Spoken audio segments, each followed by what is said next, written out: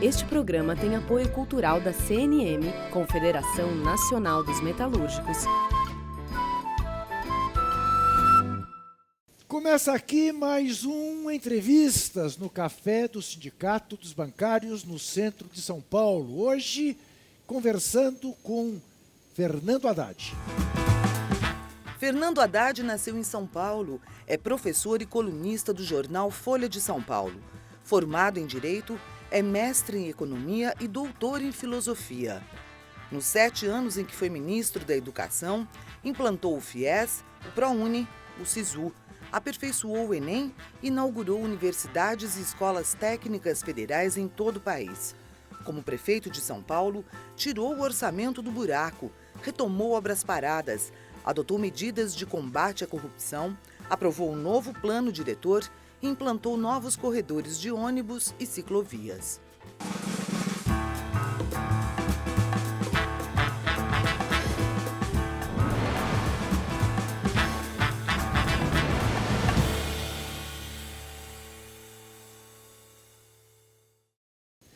Para fazer este programa, estão conosco Isis Mustafa, que é estudante de Política Pública e diretora do DCE, e também Rebeca Santana, estudante de Direito do Mackenzie pelo ProUni.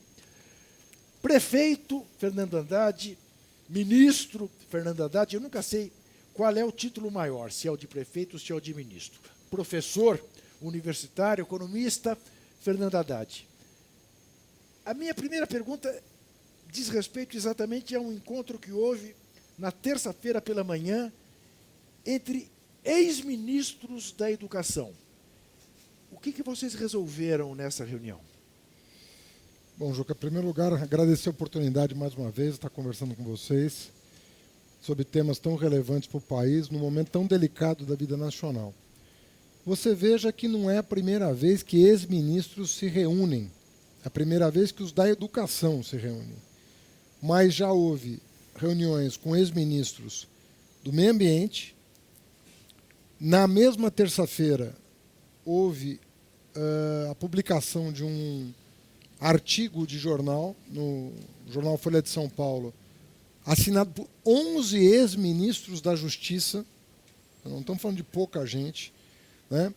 E na terça-feira, eu, professor Goldenberg, professor Murilo Ringel, Cristóvão Buarque, Aloysio Mercadante, Renato Giannini, todos do período pós-Constituição de 88, nós nos reunimos no Instituto de Estudos Avançados da USP, da Universidade de São Paulo, para emitir uma nota de alerta ao país sobre o desmonte que está acontecendo na educação e os riscos que o comportamento do governo traz para o setor, tanto na área da educação básica, sobretudo em relação ao financiamento.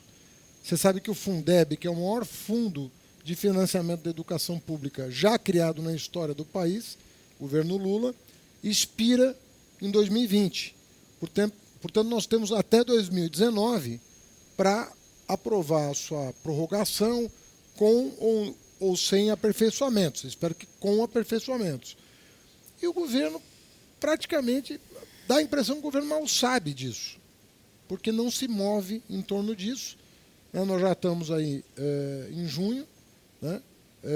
Entrando em junho, e não há perspectiva de uma ação do governo em proveito da educação pública no país. Nós vamos falar bastante de educação, não por acaso temos aqui duas estudantes para nos ajudar nessa conversa. Mas eu queria que você... Eu sei que é difícil o que eu vou te pedir para fazer,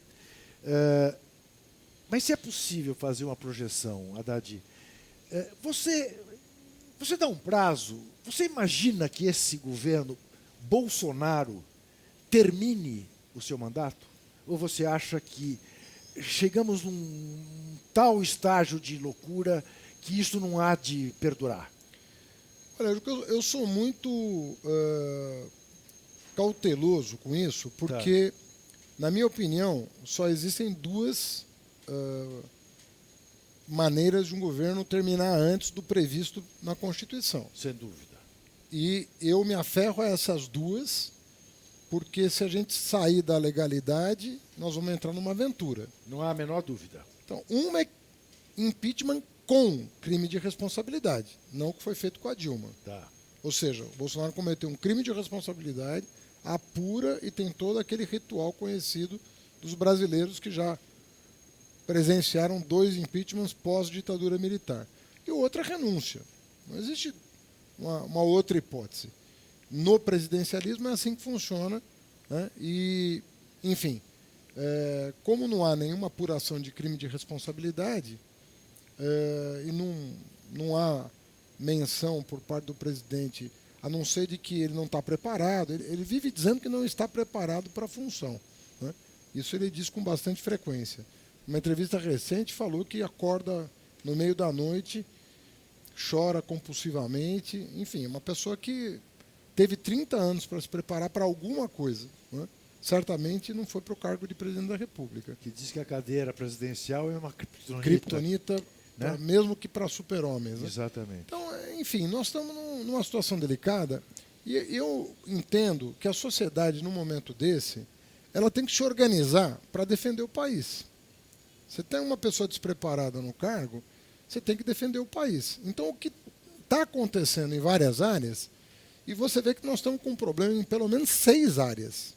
Nós estamos com um problema grave nas relações exteriores, grave no meio ambiente, grave em direitos humanos, grave na educação, grave na segurança pública, com essa questão do armamentismo e tudo mais, e grave na economia, que não esboça nenhuma reação. Até porque o governo não toma nenhuma medida de estímulo à economia. Aliás, o artigo publicado por ex-ministros da Justiça na Folha de São Paulo diz respeito exatamente a esta loucura do armamentismo hoje pregado pelo governo Bolsonaro. Isis, sua primeira pergunta. Então, professor, eu queria saber a sua opinião, porque o relatório do Banco Mundial de 2017 aponta que uma das saídas, né, para a universidade pública brasileira, na verdade, a saída do Banco Mundial é cobrar mensalidade nas universidades públicas. Né? E eu queria que o professor falasse um pouco sobre esse tema, né? Se isso é uma saída correta, se é errado, porque, de fato, existe um problema objetivo nas finanças da universidade pública. Né? Perfeito. Olha, Isis, primeiro agradecer a tua presença e tua pergunta, sua primeira pergunta. O Banco Mundial acho que está 20 anos atrasado em relação à realidade brasileira.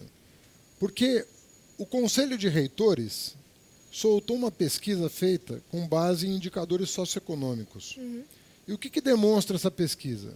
Coisas surpreendentes, mas que aconteceram muito recentemente. Nada menos do que 70% dos estudantes das federais tem renda familiar média de 1,5 salário mínimo. Ou seja, uma família de 4 pessoas tem 6 salários mínimos de renda familiar. Estamos falando aí de R$6.000 para sustentar 4 pessoas. Lembrando que o custo, a mensalidade de uma universidade seria quanto? 1/3, metade disso? E se os 2 filhos estiverem na universidade, vai consumir 100% praticamente da renda familiar. Então, mudou completamente o perfil. 51%, Juca, são negros, pretos e pardos, segundo autodeclaração. E 60% são egressos de escola pública, portanto, não tinham recursos para pagar o colégio. Vão ter para pagar a universidade?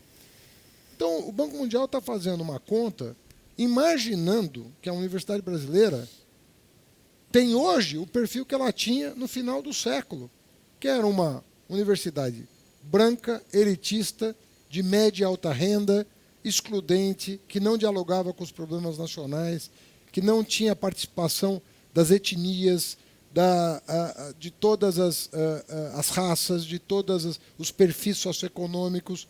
A universidade mudou. Se você fizer a conta, rigorosamente, de quem efetivamente pode pagar atualmente a universidade, você vai ver que a arrecadação possível vai dar alguma coisa em torno de 4%, 5% do orçamento da universidade. Então, estão vendendo estão vendendo uma solução que não existe, Que é falsa. que é falsa. Rebeca. Boa tarde. Boa tarde, boa noite, bom dia. Porque esse programa passa em todos os horários. Bom, a minha pergunta, professor, primeiro, agradecer muito a oportunidade. Eu, como aluna, e ingressa pelo ProUni, então agradeço duplamente, até pela criação do programa.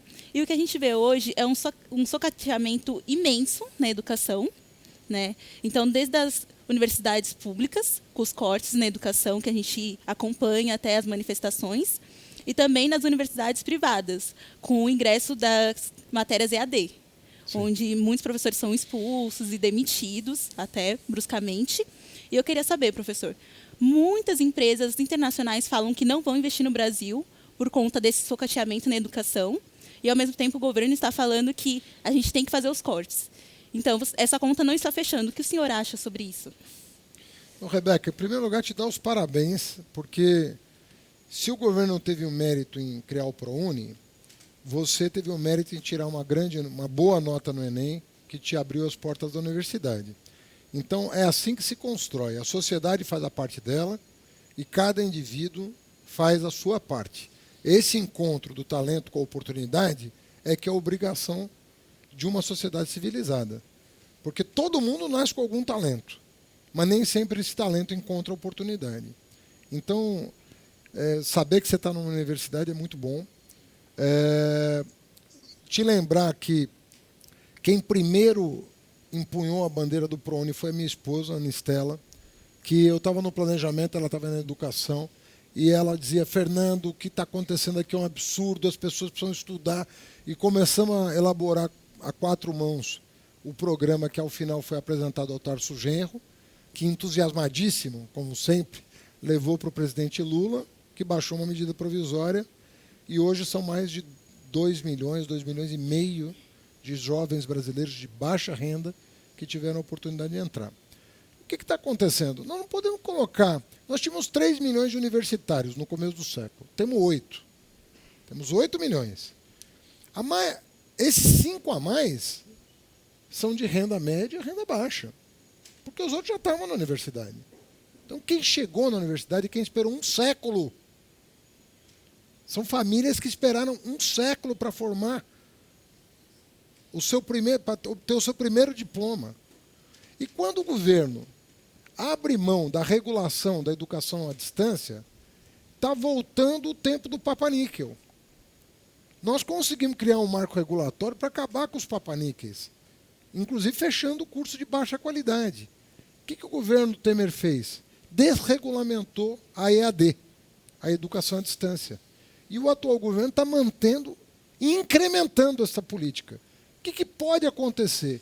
Uma troca de alunos em bons cursos presenciais que, em função da crise econômica, se valem da baixa qualidade da educação à distância em função do preço. E sem o financiamento estudantil, que é o FIES, muita gente vai ser obrigada a migrar para não perder a oportunidade de ter um diploma. Muitas vezes sem saber que está comprando gato por lebre. Quando o governo Bolsonaro argumenta que se a educação brasileira tivesse melhorado mesmo, como dizem hoje os que lhe fazem oposição, o Brasil estaria no estágio educacional muito melhor do que de fato está. Que não há nenhuma universidade brasileira que seja top no mundo. O que responder? Olha, o Bolsonaro é uma das pessoas que menos conhece a educação que eu tenho notícia. Tá. Né? Aliás, eu estou para descobrir o tema em Que ele conhece. que ele tenha se especializado. Parece. Olha, só se for a própria arma, mas o que fazer com ela, Não, ele também não sabe, porque está querendo botar na mão do cidadão, em vez de botar na mão do profissional, de criança, de inclusive. segurança. Então, eu acho que ele não sabe lidar com as coisas. Agora, na educação, ele falou uma grande besteira, dizendo que quem responde pela... Ele falou duas coisas gravíssimas. Primeiro, que o Brasil não faz pesquisa. O Brasil é o 13º produtor de conhecimento científico no mundo. Éramos o 19º lugar no começo do século. Governo Lula, governo Dilma, botou o Brasil em 13º lugar. Se medir impacto, que é conjunto de citações da nossa produção científica, A gente cai um pouco para 22º lugar. Ainda assim, somos uma potência regional em produção de conhecimento. Então não sabe disso. Segunda coisa, ele falou que a pouca pesquisa que se faz é na universidade privada. Outro erro grave. Quem faz pesquisa no Brasil, 95% da pesquisa é em instituição pública, institutos de pesquisa e universidades públicas, estaduais e federais. Então, o desconhecimento dele é completo. Terceiro lugar, o Brasil vem melhorando a educação básica desde que o IDEB foi criado. O IDEB foi criado para medir a qualidade da educação. O que é o IDEB? O IDEB é o Índice de Desenvolvimento da Educação Básica. Tá. IDEB. Foi criado pelo governo para monitorar cada escola desse país.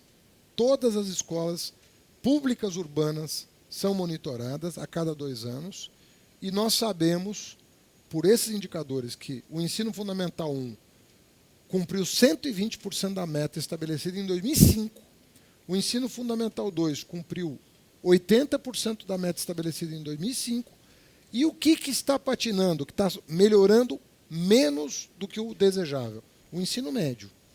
Por isso que a atenção da comunidade de especialistas é em relação ao ensino médio. Porque o infantil está melhorando, o fundamental está melhorando, o superior, incluindo a pós, melhorou muito. O médio inspira cuidado. Em vez do governo centrar as suas atenções no ensino médio e promover mais avanços, além do que já foi feito, Fundeb, livro didático, alimentação escolar, transporte escolar, não. Está arrumando briga com a comunidade educacional, falando mal de professor, falando que aluno é doutrinado, falando que os pais não acompanham, colocando a responsabilidade, que é do governo, na comunidade educacional. Então nós estamos por isso que os ministros da educação se reuniram. Porque ao invés de trazer esperança, você está trazendo problema para a educação. Vocês duas se sintam à vontade para interromper, para conversar. Agora, eu tenho uma curiosidade que é a seguinte.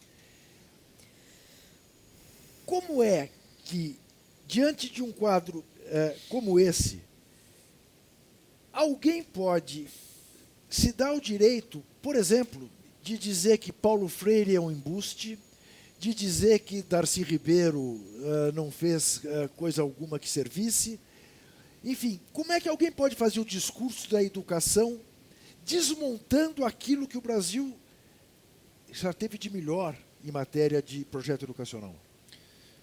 Juca, você não acredita que o Bolsonaro e o ministro dele leram Paulo Freire? Não, eu acho que ouviu falar de alguma maneira. Ouviram falar e tal. Sim.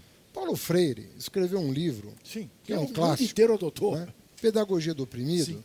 Foi traduzido para mais de 20 línguas. Ele é estudado nas melhores universidades de pedagogia do mundo, porque ele antecipou resultados que a filosofia de ponta foi atingir 10, 15 anos depois. Eu estou falando que a filosofia alemã, a filosofia francesa, a filosofia americana estava aquém dos resultados que a metodologia que ele propunha. Que é a filosofia do Paulo Freire. Porque ele saiu da educação, ele transbordou a área da educação. Sim. Ele se tornou, aos olhos dos especialistas, um filósofo. Isso. Porque ele não pensa só a educação, ele pensa a interação humana. Sim. A partir de certas premissas que são reconhecidas no mundo inteiro. De como tem que se dar a relação de ensino-aprendizagem. Enfim, é um gênio que nasceu aqui. É um gênio que nasceu aqui no Brasil e que a gente deveria estar, como estávamos até pouco tempo, agradecendo o fato de podermos estar convivendo com ele. Mas é isso. Nós vivemos num país em que Bete Carvalho morre e o presidente da República não se manifesta, embora ela seja tudo que ela é, como símbolo da cultura brasileira. Chico Buarque de Holanda ganha o maior prêmio da literatura em língua portuguesa, que é o Prêmio Luís de Camões, lá em Portugal. O presidente da República, evidentemente, por desavenças político-ideológicas, não se manifesta como presidente da República. Aí se suicida o MC Reaça. Digamos que o simples nome MC Reaça bastaria para dizer quem é o cidadão. Mas se suicida porque espancou a amante, grávida, e não segurou a repercussão que haveria. Aí o presidente se manifesta dizendo que morreu um grande brasileiro. 2 filhos do presidente também se manifestam dizendo que morreu um gente boa. Por quê? Bolsonarista. Esse é o Brasil de hoje. Mas a gente já volta, porque a gente vai continuar.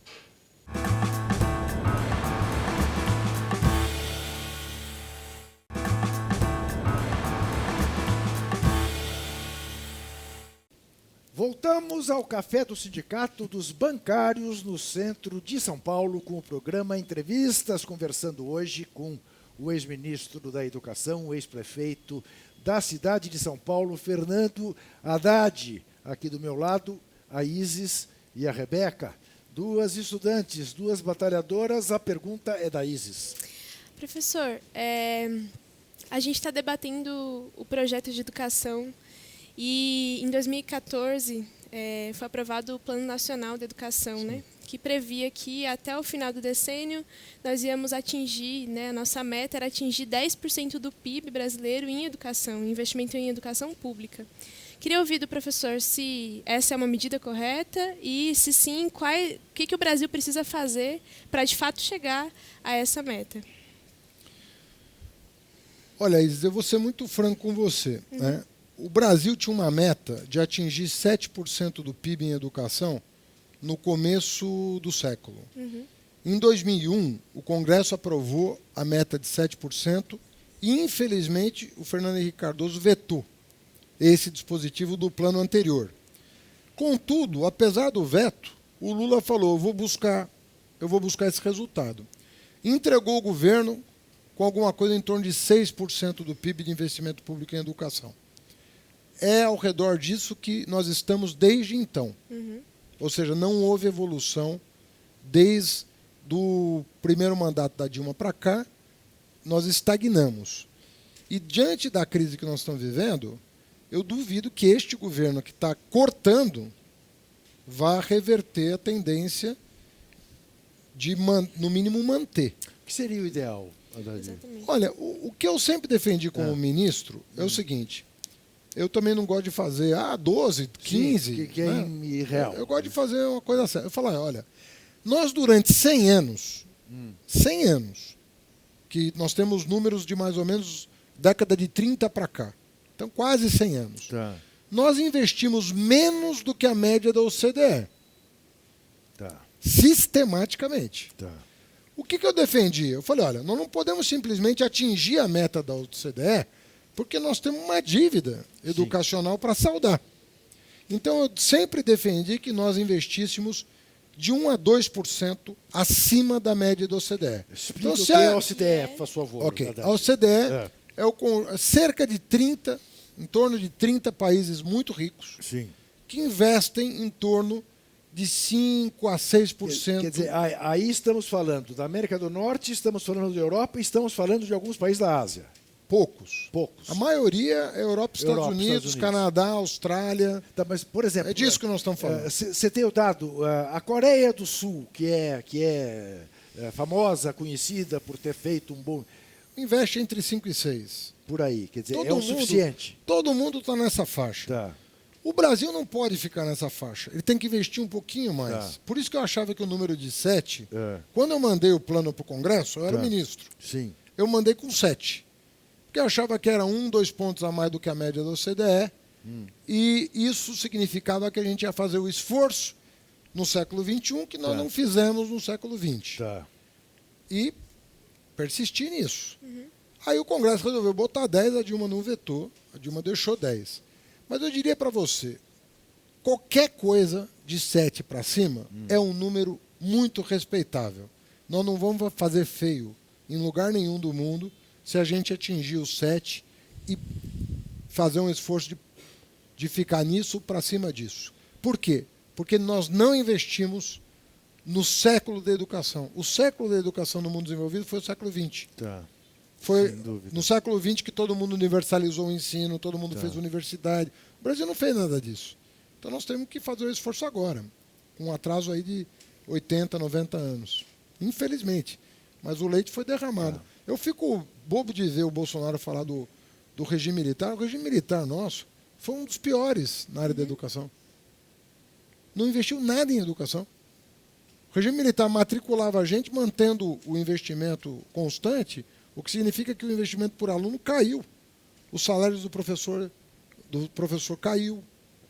Onde há o sucateamento, principalmente Exatamente. da escola pública de nível médio. O sucateamento da escola pública aconteceu exatamente no regime militar. Eu sou testemunha disso porque eu fiz grupo escolar, no tempo ainda da democracia, depois entrei no ginásio em colégio estadual, vem o golpe, e aí foi perceptível esse início de sucateamento. Eu ainda peguei uma escola pública de bom nível. E depois fiz USP.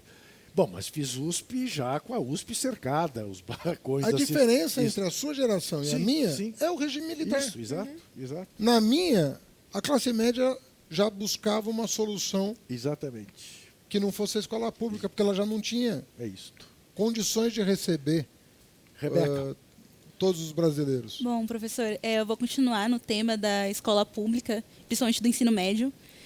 Eu falo, depois da reforma que o Temer fez no ensino médio, com relação à implantação de ensino profissionalizante, mudança com relação às matérias e grade escolar, minha questão assim, mais intrínseca a mim, porque eu quase peguei esse momento, será que é a solução? Colocar tanto ensino profissionalizante e falar, olha, você pode escolher essa matéria que não é importante para você, no ensino médio, no momento que a gente tem que ter total acesso para realmente decidir o que a gente quer para o nosso futuro? Olha, Rebeca, em primeiro lugar que a reforma do Temer não aconteceu. Ela aconteceu na lei, mas ela não aconteceu na prática. Se você voltar para a sua escola, onde você fez o ensino médio, e conversar com os teus colegas que estão cursando o ensino médio, eles vão dizer para você o que eu constatei em múltiplas visitas que eu fiz. Não acontece isso. Eu falo com o professor de ensino, não aconteceu a reforma. A reforma, para acontecer, teria que ter uma coisa de escala. Alguns estados brasileiros fizeram uma reforma. Por exemplo, Pernambuco vem há 15 anos, ou mais até, fazendo uma reforma do ensino médio, com resultados. O ensino médio em Pernambuco é melhor do que em São Paulo, o que é um absurdo. Não porque os pernambucanos sejam mais inteligentes ou menos inteligentes que os paulistas. É porque o investimento em Pernambuco é metade do que em São Paulo.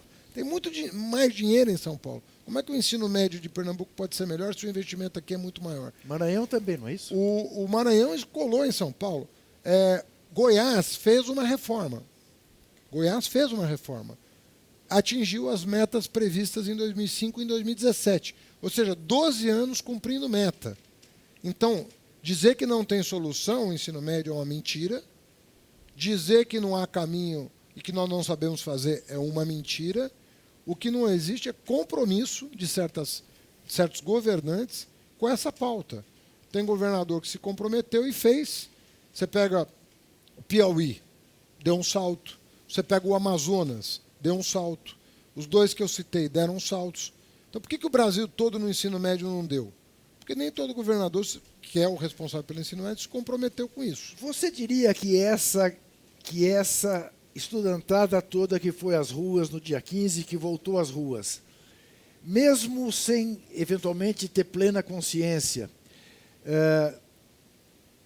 vai se dando conta, está caindo a ficha de que ela está na rua defendendo princípios do ministério que você comandou?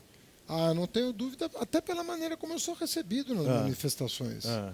As pessoas têm um quadro de referência e elas sabem que, sobretudo em 2004, a partir de 2004, 2005, o Brasil resolveu levar a sério a educação.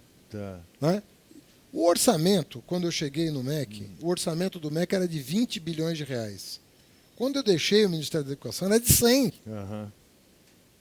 Mas você tem feito questão então de dizer... Então a juventude sabe o que estava acontecendo. Você tem feito questão de dizer que a pauta dos estudantes, a pauta em defesa da educação no Brasil, não é uma pauta partidária, é uma pauta suprapartidária.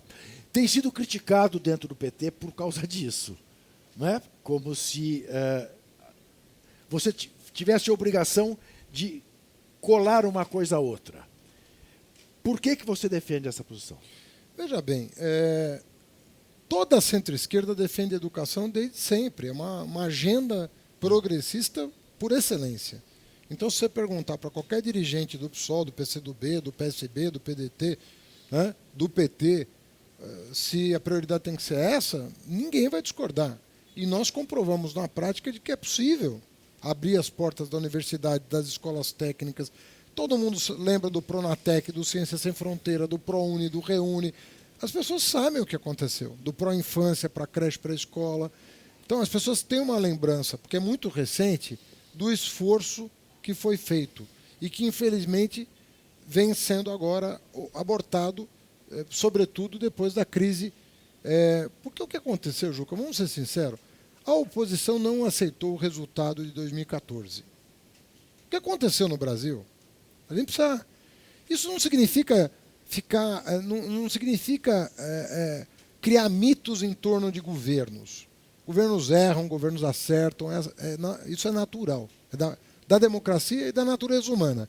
Mas o fato é que essa crise começa quando o PSDB não aceita o resultado de 2014. No dia seguinte à declaração do resultado, começa a se falar em impeachment, sem saber nem por que estava se falando disso. Há uma frase famosa, é sempre bom lembrar, né, porque dizem que o brasileiro tem má memória. Há uma frase famosa do então derrotado Aécio Neves. Vamos explodir o país, mas ela não vai governar. Lembre-se dessa frase. Então, bom, se esse era o objetivo... Eles conseguiram. Né, eles conseguiram, porque desde então... Diga-se que é um custo altíssimo para ele, Aécio. Desde então, o país não tem sossego.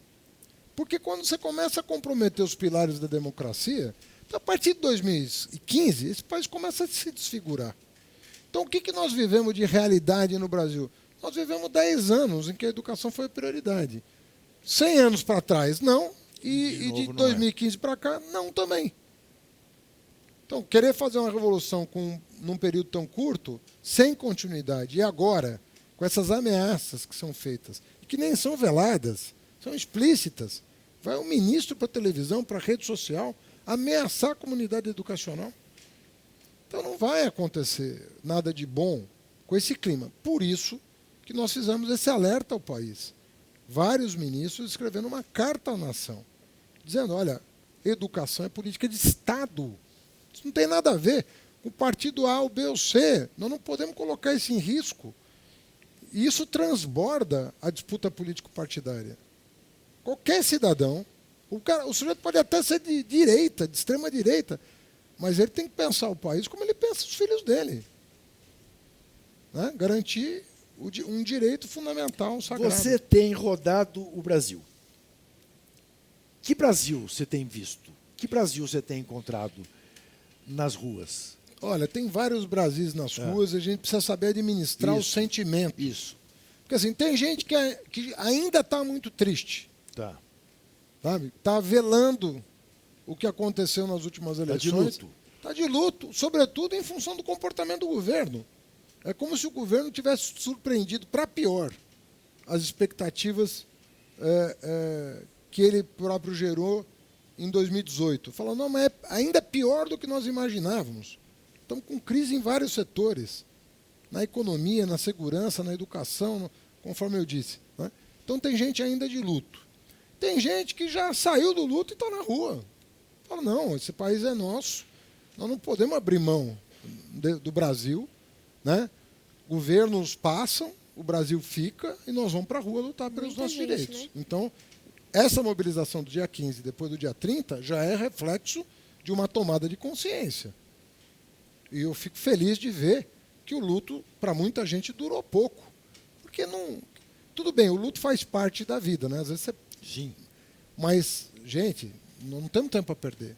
Né? O momento é de mobilização. Eu vou te fazer uma pergunta que eu sei que é constrangedora, me desculpe, mas eu vou fazer. Embora eu ache que você não merecesse isso. Você perdeu uma eleição em São Paulo para o Dória e perdeu uma outra eleição nacional para o Bolsonaro. É uma sacanagem do destino fazer isso com alguém, né? Como você, preparado como você. Não. Você sabe que um amigo meu falou assim, eu nunca mais vou votar contra você. Porque quando você perde, quem paga o pato somos nós. segundo ele. Mas é verdade. Mas, de fato, assim, se você for parar um pouco para pensar, sem muita paixão, olhando objetivamente, sim, o Dória não tem o menor compromisso com a cidade de São Paulo. sim. Ué, mostrou como- que não tinha rapidamente. Tanto é Não que durou um ano. um ano depois ele deixou Isso. a prefeitura. E eu sabia disso. Porque não é fácil você governar São Paulo numa época de crise. Quando tem dinheiro abundante, Sim. todo mundo está feliz. Não que seja fácil, mas né, mais É menos difícil. menos difícil. Né? Agora, pegar São Paulo na crise, pegar o touro na unha, não é para qualquer pessoa. E o Dória, efetivamente, ele é um empresário de tipo diferente, porque ele não produz propriamente nada. Né? Produz lobby, né? Não tem chamaria assim, mas o Dória tem uma empresa de encontro, né, de empresário e tal. É uma coisa diferente de produzir geladeira, produzir Parafuso. ter um balcão, ter uma loja, sair vendendo. Não é isso. Né? Eu falei, ele vai ter muita dificuldade em administrar São Paulo. Né? E, de fato, teve tanta que deixou a prefeitura rapidamente. E foi para o né? governo agora, né? Para administrar e terminar de Agora, nós estragar. estamos numa situação, na minha opinião, até um pouco pior, porque até o verniz nós perdemos com o Bolsonaro. Porque Sem dúvida, perdemos. você veja só que o Bolsonaro tem dificuldade de sair de Brasília, porque se ele anuncia que vai para Buenos Aires, ou que vai para Dallas, ou que vai para Nova York, ou que vai para Paris, ele cria um tumulto no local. Tem manifestação Porque contra ele. tem manifestação. Quer dizer, é uma pessoa tão controversa do ponto de vista de valores, né? Valores democráticos, republicanos, a questão da tolerância, uma série de coisas que a civilização levou 200 anos para consagrar, ele coloca em risco. Então as pessoas não aceitam. É muito grave um presidente da República do Brasil não conseguir pôr os pés em Nova York. É muito grave. Claro. É a capital do mundo, Nova York. Claro. Então é um lugar que você tem que ser recebido de tapete vermelho. O presidente do Brasil. Claro. Como é que é isso? Haddad, eu preciso fazer um intervalo. Eu queria que você, no próximo bloco, começasse a responder a seguinte questão. Você fez aí referência ao fato, com a referência esta com a qual eu estou de pleno acordo, que João Dória não tem nenhum compromisso com a cidade de São Paulo. Você sabidamente tem. Nós vamos ter eleição para prefeito. Você vai ser candidato? A gente já volta.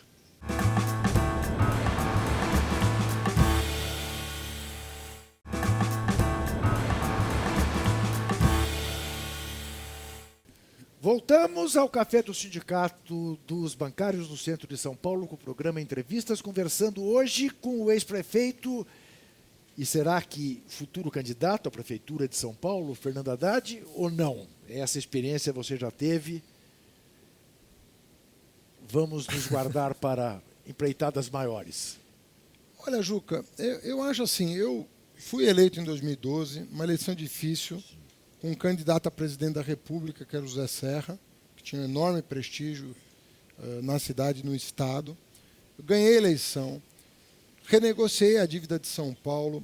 Pouca gente sabe que São Paulo, na minha gestão, chegou a obter o grau de investimento por agência de risco, ou seja, saneei as finanças da cidade, como nenhum outro prefeito fez. Aprovei um plano diretor que foi elogiado pela ONU e que hoje permite a São Paulo ser recordista em produção de moradia de baixo custo. Hoje você compra um apartamento em São Paulo com R$200 mil em bairros estruturados, perto de metrô, Enfim, eu contribuí com São Paulo da maneira que eu pude. Ganhamos 10 prêmios internacionais. 10 prêmios internacionais. Inclusive de mobilidade urbana. Então, eu me senti... adorei governar São Paulo. Cumpri o meu mandato de 4 anos. Dediquei sangue, suor e lágrimas para essa cidade num momento difícil da cidade. Mas esse tempo passou. Né? Cumpri meu mandato, me propus a um novo mandato. O Dória foi eleito com um discurso de que ele tinha a solução para todos os problemas. Era uma pessoa nova que estava surgindo num momento de crise política que afetou sobretudo o PT. Depois os outros partidos foram afetados, mas naquela altura de 2016 Era o antipetismo. era o antipetismo absoluto, não era o antissistema político, Não. era o anti-PT. Isso. Né? PSDB preservado, PMDB preservado, o Dória foi eleito nessa conjuntura. Compreendo, né? Lamentei a época, mas acho que esse tempo passou, as coisas não voltam. Né? Essa coisa funciona um pouco assim. É meio que nem namoro. Tem namoro bom que às vezes acaba e você Claro, não volta mais. Claro. Né? Então, A fila anda. a vida anda mesmo. Né? Então tem gente com vontade, com disposição de ser prefeito, que quer ter experiência de ser prefeito no campo da centro-esquerda. E eu gostaria muito de poder fazer o que eu estou fazendo, de usar o meu tempo livre.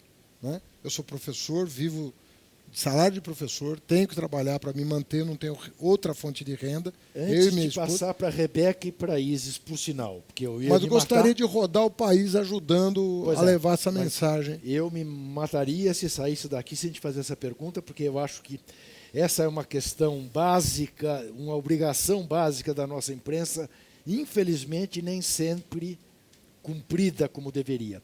Você foi acusado num determinado momento, por razões eleitorais, de tudo. Você era um dos grandes criminosos do país. E foi sendo absolvido uma a uma. Em alguns casos, sequer absolvido, porque arquivou-se a denúncia. Eu queria que você tratasse um pouco, pelo menos, das denúncias maiores, Haddad.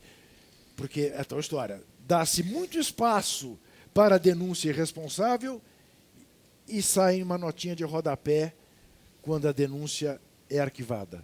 Não, na verdade, teve uma ação, Sim, chata. teve uma ação muito grave, Sim. porque aconteceu exatamente durante o período eleitoral, uma denúncia sem pé nem cabeça, com todo o respeito, né? Mas não sou eu que estou dizendo, é o Tribunal de Justiça que disse, uma acusação sem base nenhuma, em fato, em nada. Aliás, partindo de um empresário cujos interesses eu tinha contrariado como prefeito, que suspeitava da obra, que depois veio a ser denunciada num acordo de leniência do sócio e não dele próprio. E aí o promotor resolveu apresentar no meio do processo eleitoral uma ação criminal contra mim. E obviamente que a coisa era tão sem base que eu recorri ao Tribunal de Justiça não para ser absolvido, porque eu não sabia nem do que eu estava sendo acusado. Eu li a peça e não entendia sequer a acusação. Aí eu falei, olha, eu não sou capaz de me defender disso porque eu não sei do que eu estou sendo acusado. Quais documentos eu tenho que apresentar? Quais testemunhas eu tenho que arrolar? Eu não sabia nem responder essa pergunta. O tribunal reconheceu que, de fato, não havia base, só que aí o tempo passou. Rebeca. Bom, professor, eu acho que a pergunta que todo mundo quer saber é o que o senhor acha que vai ser o futuro da educação brasileira se o Bolsonaro continuar no poder e se esse corte em nome da economia continuar? Né? Olha, não vai acontecer isso porque a sociedade vai reagir. O presidente não faz o que quer. Ele pode pensar que ele faz o que quer. Ele vive com aquela caneta dizendo que a caneta é poderosa, tal, mas existe uma coisa que chama sociedade. Quer quem pôs ele lá e quer quem manda nele. A sociedade é que manda no país. O poder emana do povo, está dito na Constituição. Se a sociedade aceitar o que não parece ser o caso, as coisas vão acontecer para pior. Mas não me parece que a sociedade esteja desatenta aos riscos dessas decisões. E não é só na educação. Você vê essa coisa do porte de arma. Porte de arma, ao contrário da posse, que você mantém em casa, dentro de porte é você sair na rua armado.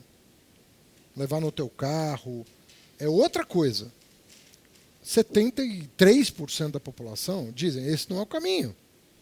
3/4. Para cada 3 brasileiros que acham que não é o caminho, tem um que acha que é. Será que as 70 entidades ligadas à segurança que se manifestaram contra os decretos, será que isso não vai ter um efeito na sociedade? Será que a justiça vai deixar o presidente legislar por decreto? Não é nem o antigo decreto-lei que era uma medida provisória. Não. É um decreto. Então, eu acredito que a sociedade, uma parte que estava em luto já saiu do luto e está na rua. Está na luta. Saiu do luto e foi para a luta. Eu acho que esse movimento vai acontecer. Você sair do luto e ir para a luta, porque é o teu país que está em jogo. E, de novo, na hora que dói na tua vida, você não quer saber, que bom, é laranja, branco, vermelho, azul. Eu quero saber o seguinte, tem uma Constituição, tem os direitos consagrados, eu lutei pela democracia, eu lutei por esses direitos, vou ficar em casa passivamente esperando a banda passar? Não vou Então deixar. você acha que a classe média também vai se movimentar? Porque, Já está querendo se ou não, movimentando. o CNPq, o fim do CNPq é isso, né? Bater na porta deles e falar, ó, você quer pesquisar, mas você não vai poder. Não, mas a reação está vindo. Eu acho que eles se assustaram com o dia 15 de maio. Quem sabe no dia 14 de junho agora nós tenhamos outra surpresa boa. A surpresa boa não é, a gente não torce para ficar desgastando uma pessoa A, B ou C, não é isso. As pessoas vão para a rua porque querem que dê certo. Ninguém quer abrir mão do seu país. Você quer que dê certo. Falar em dar certo, a campanha Lula Livre vai dar certo? Olha, ela surpreende pela resiliência, né? Tá todo mundo. Tivemos aí dezenas de milhares Os no mais show, no festival. otimistas falam em 90 mil, os mais pessimistas falam em 60 mil pessoas, Bom, que é gente para chuchu. De qualquer maneira, Isso. é um estádio cheio, Sim. lotadíssimo, né? Que foi para um festival com o nome do Lula. Então ninguém estava desavisado ali. Chamava Festival Sim. Lula Livre. Então ninguém foi desavisado para o que significava a presença ali. E, de novo, né? O Lula demonstra uma capacidade de comunicação, passou a dar entrevistas, se comunicar com o povo, né? E tem uma parcela ponderável da sociedade, essa que conseguiu acompanhar o noticiário, que não vê sustentação nas punições que ele está recebendo, né? Não consegue encontrar a justificativa. Você vê, o Lula... Outro dia eu vi na internet, acho que o senador Humberto Costa, dizendo: puxa, o Lula está preso por um apartamento que ele visitou e que não é dele, e o Ministério Público está investigando só de um filho do Bolsonaro 17 imóveis. Então, sabe, as pessoas vão começando a ver do que nós estamos Tem falando. uma certa desproporção, né? Parece que sim, né? Parece que sim. E aí tudo de papel passado. Sim. Como é que tem renda? A Folha de São Paulo fez uma reportagem muito criteriosa, mostrando assim, não há explicação para o patrimônio imobiliário da família Bolsonaro. Você não, quem é assalariado sabe. Sim. O esforço que é para você comprar um imóvel na vida. Você terminar a vida com a casa própria quitada de salário é um esforço. Você, Isis. Então, professor, a gente está vendo que, pelo menos no período da eleição, 89 milhões de brasileiros não votaram no Bolsonaro, né? E esse número tende a crescer à medida que a aprovação do seu governo vem caindo, as medidas que ele tem tomado, principalmente contra a educação, têm demonstrado uma insatisfação e uma revolta grande da população.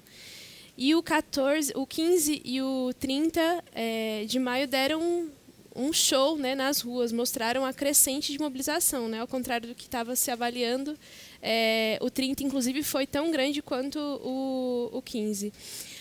Na opinião do professor, qual a lição que fica desses atos e qual a perspectiva que a gente tem para o dia 14, né, que está se desenhando aí a grande greve contra a reforma da Previdência? Eu acompanhei muito mais o 15 e 30 de maio, porque é a área onde eu estou mais envolvido, do que tenho acompanhado o dia 14, que aí tem muito mais gente envolvida, e, enfim, sindicatos envolvidos e tal. O que eu estou vendo é muita mobilização, as pessoas estão falando muito desse assunto, as categorias estão discutindo esse assunto nas suas assembleias.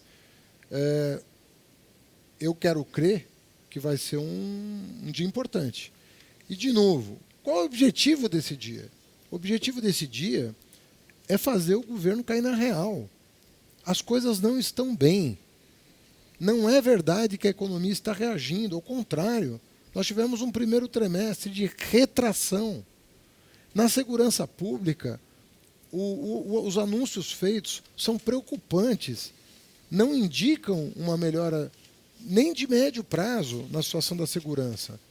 Áreas como educação e saúde, mobilidade urbana, a carestia para os mais pobres, a inflação dos mais pobres é notável, porque sobe gás, sobe gasolina, sobe diesel, isso impacta o preço dos gêneros de primeira necessidade, sobretudo alimentos. Sabe, o aluguel está subindo. Então, as pessoas estão se dando conta de que elas precisam se mobilizar, até para quem torce, para quem votou. Exatamente. A pessoa que votou e que torce para dar certo, ir para a rua é um gesto de fazer o governo compreender que tem que sair um pouquinho do Twitter, gente, e ir para a mesa de trabalho. Governar o Brasil não é uma coisa simples. É complexo. Governar qualquer país no momento atual é muito complexo. Se você ficar preocupado só com rede social, com quantidade de like nos seus tweets, no seu Instagram, olha o tempo que você está perdendo, 1 hora de um presidente da República. Agora, a pessoa precisa estar preparada para isso, precisa montar a equipe, precisa substituir quem está dando errado, né?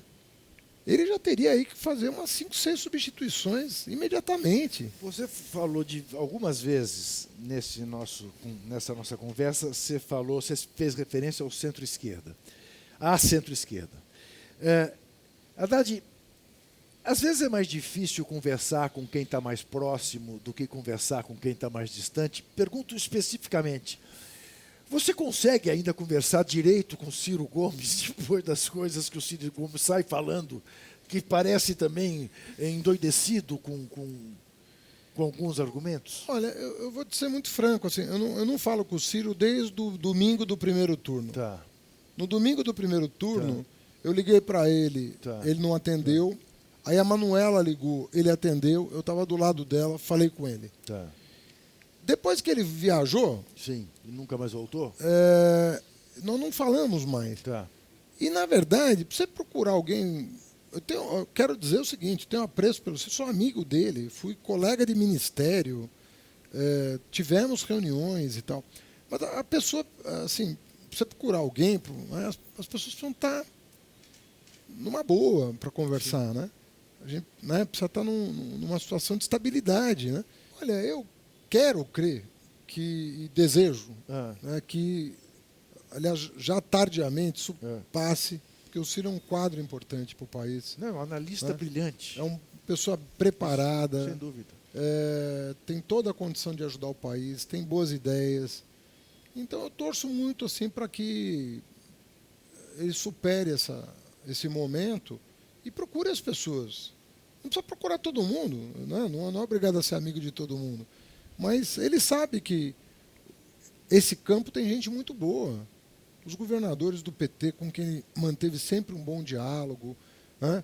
O Flávio Dino está encostadinho ali no Maranhão, fazendo um belo trabalho. O pessoal do PSB, que também tem grande apreço por ele. Enfim, tem um campo aí com quem ele tem que dialogar. Para terminar. O tempo vai curando aí as eventuais feridas. Eu imagino quanto seja doído para alguém como você, que participou de ministério, que foi prefeito de São Paulo, enfim, ver uma série de conquistas do povo brasileiro neste século XXI serem dinamitadas, e a gente vê o retrocesso que a gente está vendo e alguns que ainda eventualmente estejam por vir. Te pergunto, para a gente eventualmente conseguir terminar esse programa pensando com luz alta, será possível reverter isto tudo adiante?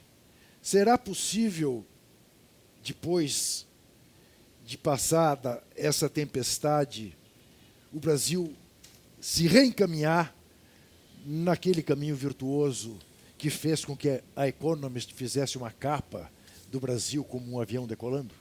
Nós vamos superar isso. Eu não tenho dúvida disso. O que nós temos que lutar para fazer é abreviar esse processo. Que esse parto seja o menos doloroso possível. Impedir mais retrocesso, porque quanto menos retrocesso tiver, mais fácil é retomar depois. Mas quem gosta de história, eu particularmente estudo a história dos países que deram muito certo, nenhum país que deu muito certo não passou por momentos dolorosos. Sem dúvida. E, geralmente, esses momentos dolorosos antecederam justamente a fase de maior prosperidade. Os Estados Unidos, depois da Guerra Civil, a França, depois no século XIX, a França passou por maus bocados. Não foi um, nem dois, nem três. Muitos maus bocados. Sem dúvida. Do começo ao fim do século. Sem dúvida. E depois disso, se abre um horizonte novo, sobretudo se a gente soubesse conduzir. Se a gente souber fazer da crise, né, um campo de experimentação de novas ideias, de novas formulações, e procurar estar junto. Dá para fazer isso sem as rupturas que houve tanto nos Estados Unidos como na França? Quer dizer, você entende o que eu estou perguntando? Claramente. Né? Sem a Guerra Civil Americana, sem a Revolução Francesa. Quer dizer, eu não estou querendo propor nada aqui. Já entrei nessa um dia da luta armada, sei que não é por aí o caminho. Mas não está faltando uma boa ruptura no Brasil, Haddad? Mas essa ruptura tem que vir pela democracia, pela consciência cívica das pessoas, Sim. pela compreensão do momento histórico. E eu não vejo razão para o povo brasileiro, que viveu várias experiências do regime militar para cá, não conseguir fechar esse quebra-cabeças. Que é difícil. Sim. É muita coisa para colocar em ordem. Não dá para pedir para uma pessoa que às vezes não tem nem tempo livre, acorda muito cedo, dorme muito tarde, final de semana tem uma quinta jornada de trabalho. Tem o seu tempo, mas esse quebra-cabeça, um dia, e não vai demorar muito, as pessoas vão perceber o que está em jogo. Professor, você não acha que ainda falta, para esse jogo ser fechado, para esse quebra-cabeça ser realmente construído, uma crítica real por todos os brasileiros sobre o racismo? Sobre o racismo, sem dúvida. Claramente. Isso aí é um drama secular do Brasil. Nós começamos a abolir a escravidão agora. Essa que é a verdade. Nós jogamos as pessoas a esmo, ao léu, com o fim da escravidão. Nós não fizemos reforma agrária para dar lote de terra para o povo plantar e ter o que comer. Nós não abrimos escolas para esse povo se educar. Eu costumo dizer que nós não abolimos a escravidão. Nós liberamos os escravos. Nós abrimos as portas das fazendas para eles saírem. Para onde? É verdade. Ninguém sabia. Porque não tinha escola. Se você pegar, Juca, as estatísticas dos negros nas escolas, você sabe que até os anos 50 não havia negros nas escolas públicas brasileiras? Esse povo, 70 anos depois da escravidão, não tinha ido para a escola ainda. É verdade. Então, vamos falar a verdade para as pessoas. A abolição da escravidão está começando agora. Escrevi um artigo essa semana dizendo, olha, nenhum país se desenvolveu sem, pelo menos, enfrentar 3 questões. Democratizar educação de qualidade, crédito e terra. Nós não fizemos nenhuma dessas 3 coisas durante o século XX. Maravilha. Haveremos de fazer. Faremos. Faremos. Você ainda fará. Estará Nós todos. nisso. Ok. Rebeca e Isis, vocês ajudaram demais. Vocês rejuvenescem este programa. Muito obrigado. Bom. Prefeito, muito obrigado, como sempre. A gente volta quinta-feira, você sabe. TVT, canal 44.1. Tá vendo como é fácil? No YouTube, na hora que você quiser. Quinta-feira que vem, a gente volta às 10 horas da noite. E não se esqueça, nós vamos ter um programa especial com o presidente Lula. E não se esqueça de novo, desesperar jamais.